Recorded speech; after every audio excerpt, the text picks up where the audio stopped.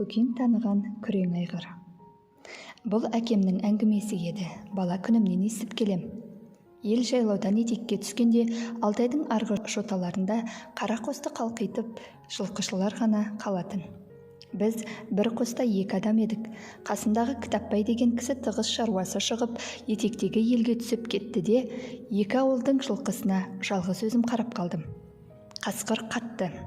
Күндіз жота-жотаға шығып дыбыстап, айналаға анда-санда мылтық дауысын естіртіп қоясың. Бір күні қалжырап кеп ұйықтап кеткен екенмін.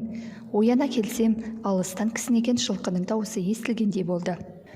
Таң ағарып келеді екен. Атып түрегеліп жабулаулы тұрған атқа қарғып міндім де, жылқы да осы шыққан жаққа қарай тарттым.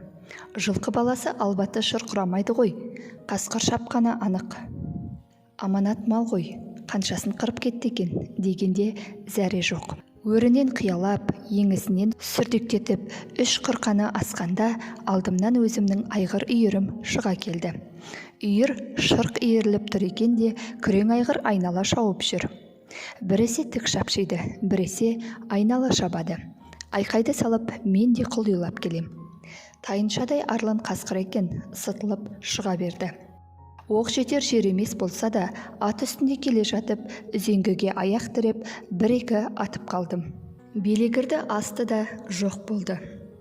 Үйірге қарай жақындап едім, айғырымды танымай қала жаздадым. Қара сүмектер. Мен жақындағанда кісінеп жіберіп, қара топыраққа арлы-бері асып түсіп аунадай келіп. Бүкіл үйір күрең айғырдың қасына келіп, мама биелер иіскелеп жүр. О, құданың құдіреті. Қасқыр ақшамда шапқанға ұқсайды. Мына айғыр таң атқанша шапқылаған секілді. Иіріліп тұрған үйірдің айналасы дөп-дөңгелек жол болып қалыпты. Кәдімгі жаздай отырған киіз үйді жұққанда, керегенің айналасы ойылып сары жұрт болып қалатыны қайда? Дәл сол секілді. Айнала шапқан айғырдың аяғы ойып кеткен. Күрең айғырым аунап тұрғанда қапқара айғыр болды. Дүр-дүр сілкініп, оқыранып еді. Малдың басы кәрі көк бие де оқыранып барып, күрең айғырдың шоқтығына иегін артып тұра қалды. Қасынысып жатыр. Жарықтық. Жылқы деген ерекше сезімтал жаратылған хайуан ғой. Таң атқанша қасқырдан өздерін қорғап қалғанына ризалығы секілді.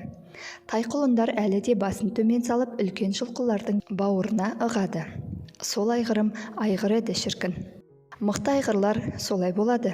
Алдымен тарпып, артымен теуіп, таң атқанша алдырмау деген оңай ма? Сонда бір құлынның тірсегі ғана жараланыпты. Талай нашар айғырларды да көрдік. Үйіріне қасқыр шапса, немесе қатты боранда жылқының алдына түсіп алып, сүлкектеп желе береді. Артына да қарайламай өзі кетеді. Ысқырған боранда жылқыны ықтырмай қайырып ұстайтында айғырлар болды. Ой, жануарлар-ай. Әкем отырған жерде жылқы жайы сөз бола қалса, көк аты, күрең айғыр, кербие дегендер айтылмай қалмайтын. Бұл әңгімені айтқан кезде кербиені жүйрік табады деп бағалаған. Күрең айғырды піштірмей, айғыр қой деген көксеген атты досына риза болып отырады. Жарықтық, шалқайма. Көкең марқұмды солай атайды. Ол кісі ауыл тұсынан өткенде алаяқ жорғасына қамшыны бір басып, үзеңгіні шіреп шалқалай жатып, тайпалтқанда елдің бәрі қызығып қараушы еді. Жылқы танушы еді, айтқаны келді дейтін. Анау Алтайдың орқаш-орқаш айғыршал жоталарында айтылар-айтылмас, ұғылар-ұғылмас талай-талай шалдардың тарихы қалды. Тасқа сіңіп танылмай бара жатыр. Не дейсің? Айғыры да адамға үлгі болардай еді.